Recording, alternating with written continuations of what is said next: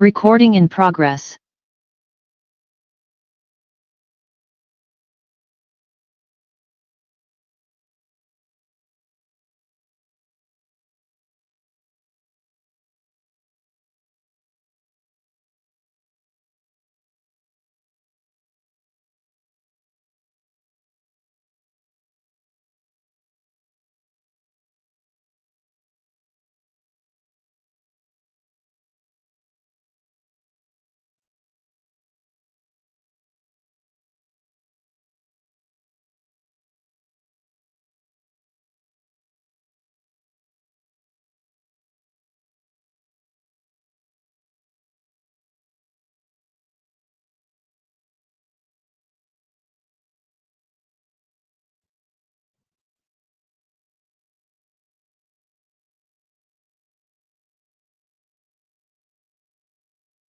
My son. We're fine. Are you guys good? Still doing the test, right? We're going. We didn't hear the test. We couldn't hear anything.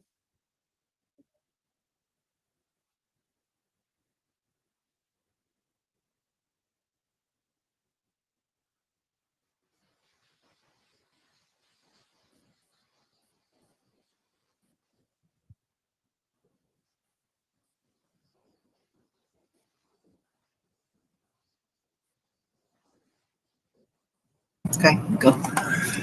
Thank you for joining us for this press briefing on the correction officer strike. Commissioner Marticello and Commissioner Bray will be providing the briefing. There will be a brief Q&A to follow, so please raise your hand if you wish to ask a question. We will call on you and unmute your microphone. Now, here's Commissioner Marticello. Strike is over. After 22 days of an illegal strike, the governor and I are happy to report it has now ended. In that time, we have welcomed over 5,000 correction officer and correction sergeants back, including over 1,200 today.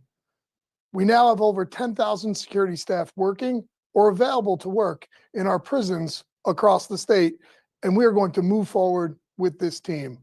After 4 different agreements and numerous communications outlining the potential consequences associated with this illegal strike, termination letters have been sent to over 2,000 people who remained on strike. Officers and sergeants who did not have pre-approved medical leave and who did not return by this morning 6:45 a.m. deadline have been terminated effective immediately. And while we did not meet the threshold for return to work to trigger the deal that was negotiated between the state and NYSCOBA, I'm still committed to providing some of the critical changes and benefits to my employees. To support our workforce, the governor and I are committing to honor the March 6th Memorandum of Understanding, including the HALT Committee, the 90-day HALT program suspension, the 12-hour shifts that will be maintained during this emergency as we continue our transition, 2.5 times overtime for 30 days from March 6th for all strike-related staff, the civil service reevaluation of the reallocation for both titles of correction officer and correction sergeants to be completed within 2 months. No discipline under the collective bargaining agreement. The Taylor law penalties will remain in place. My previously issued 70-30 memorandum will remain rescinded.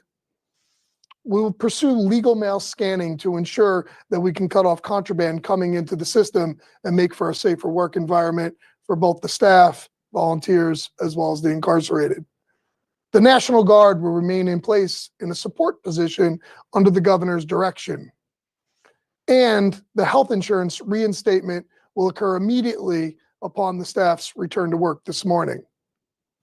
And to support our workforce moving forward, we're going to go even further. We will allow employees to purchase health insurance covering the full state share and employee share to the first day of the AWOL when the health insurance was terminated. We will continue to pursue the Committee on Plot Plan Efficiency, and we will maintain the referral bonus moving forward so we can continue our aggressive recruitment campaign. It's time to recover, rebuild, and recruit. I want to thank the staff that have worked hard every day of this strike. Your being there was critical through this challenging 22 days. I thank the 5,000 security staff that have returned to work. I want to thank the executive teams, both in central office and across the state, our Office of Special Investigations, and our community supervision staff, and all of our other state partners. I must recognize the over 6,000 National Guard members and thank them for assistance in operating the state's correctional facilities. And I want to thank the governor for her leadership and support throughout this very difficult time. I want to talk directly to my employees. I want you to know that I heard you. Your safety, your family, your work-life balance are important to me. And I'm committed to continue to listen to your voices as we move forward. It is time to turn the page.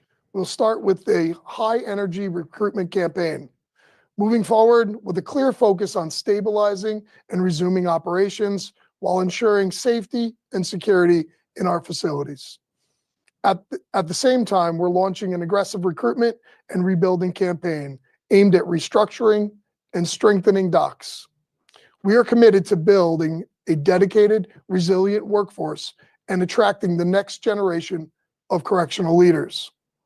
We will work to ensure the new department will be safer and more effective for everyone involved. I look forward to working with you on all of the challenge that we face in the coming days, weeks, months, and years ahead. Thank you.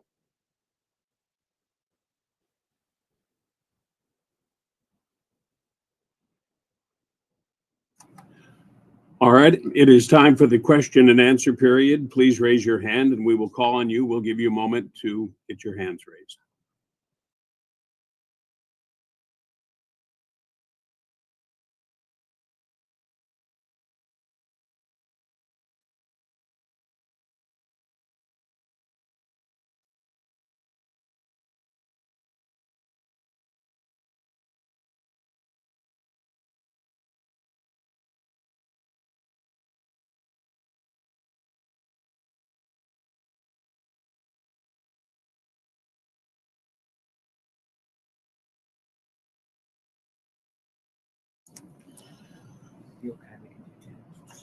All right, our first question comes from Brendan Lyons, the Times-Union.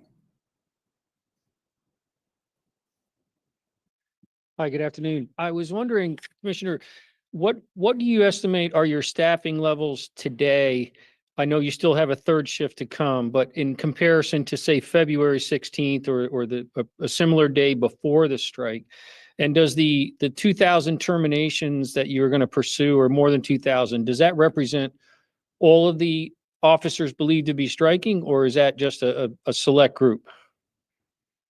Yeah, so moving forward today, we have approximately 10,000 correction officer and correction sergeants that are currently available and are working inside of our correctional facility. The 2,000 plus individuals that were terminated today represents those individuals that were still striking at the 6:45 a.m. deadline today when they had to report to their facilities. Okay, our next question comes from Rob Gavin in the Buffalo News. Hi, commissioners.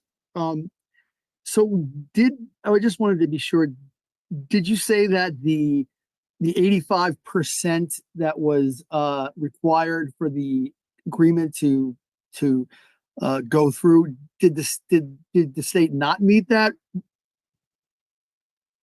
Yeah, so as I previously mentioned, the 85% trigger to enact the memorandum of agreement between the state and NYSCOBA was not met today. However, recognizing we want to support our workforce in rebuilding and moving forward, the governor and I have both committed to enacting a number of those revisions that were in my March 6th memorandum of agreement, as well as components that came from the agreement with NYSCOBA. Our next question comes from Sarah Taddeo in Gannett. Yes, hi, Commissioner. So the 85% threshold was not met. Can you tell us percentage-wise what you have back of your full pre-strike workforce at this point? It's a lower percentage than the 85, so it's about 10,000 employees, as I mentioned, out of the almost 13,500 that were working prior to the day of the strike.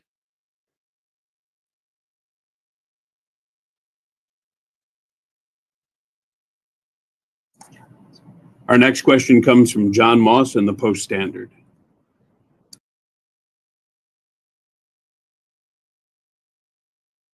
Hi, just real quick, do you mind walking through? I mean, you're saying you lost thousands of employees today. Are you able to walk through for the employees who are still there, the impact of that? Yeah, so today we terminated 2,000 plus employees that remained on strike.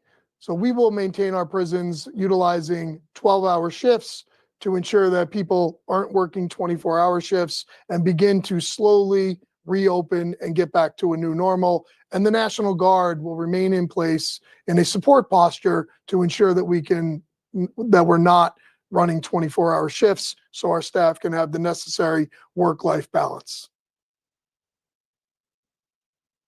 All right, and our last question comes from Dylan Murillo, WIVB. Hi, Commissioners. So you mentioned a few things from the March 6th statements here was left out. What was left out and not included since the 85% didn't get up to there? And also with court hearings tomorrow, will you guys be continuing strikers still face legal penalties here? Yeah, sir. In terms of the March 6th agreement, that was the memorandum of agreement that I had issued, not the agreement between the state and the union. They are available on our website, so you can do a side-by-side comparison of what was included, as well as the components that were lifted from the latest agreement. In terms of the court proceedings, the Attorney General will be proceeding with those individuals named, but I would refer any questions relative to that to the Attorney General. And that is our last question. We thank you very much for joining us for this press briefing.